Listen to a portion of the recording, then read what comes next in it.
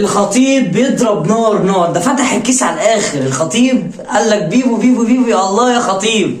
السلام عليكم ورحمة الله وبركاته. سهرة رياضية جديدة وسهرة من اللي قلبك يحبها كده. اقعد واسمعني ويلا نبدأ بقى حلقتنا الجميلة بقى. قبل ما نخش طبعا على حلقتنا ما تنساش اللايك والفولو دعما لاخوك يوسف، عشان بسعى دايما ان انا اجيب لك المعلومة واجيب لك المعلومة الدقيقة. احنا مش بتقعد فيك. قلنا لكم قبل كده ان اشرف بن شرقي في الاهلي خلاص.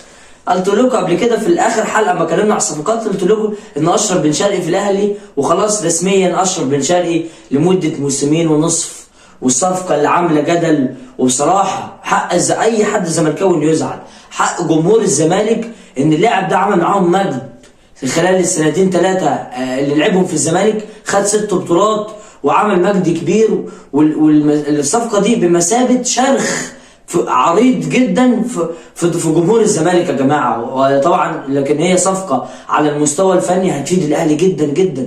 الخطيب فتح الكيس على الاخر. البيبو بيبو خلاص. انت عارف الصفقه كانت بن شرقي بتاعت تقف عليها يا جماعه. صفقه بن شرقي على تليفون الاهلي، النادي كانت مزمزقه.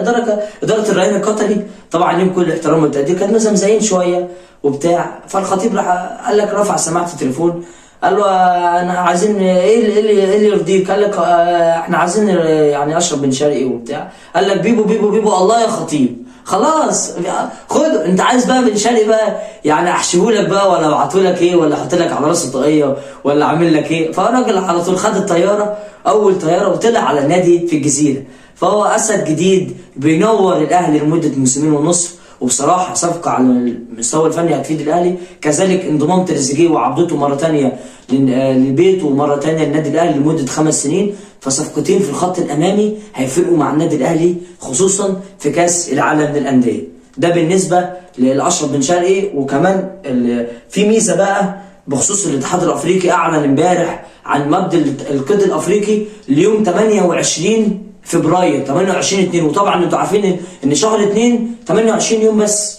ففرصه بخصوصا وفرصه ذهبيه لجمهور الزمالك واداره مجلس اداره نادي الزمالك ان هو يدعم ويجيب لعيبه. فرصه ايه بقى؟ فرصه يا حسين يا لبيب. فرصه بقى روق على فريقك ودعم بقى بصراحه. يعني انقذ ما يمكن انقاذه. انقذ الفريق عشان تدخل على معارك منافسه الدوري شرسه. عندك كونفدراليه، عندك كاس مصر، كاس رابطه، فعندك بطولات. فحاول تدعم. سمعنا ان وبالمناسبه صحيح الاتحاد القيد الافريقي هيتمد ليوم 28، هيفضل شغال لحد بعد ما القيد المصري، يعني القيد المصري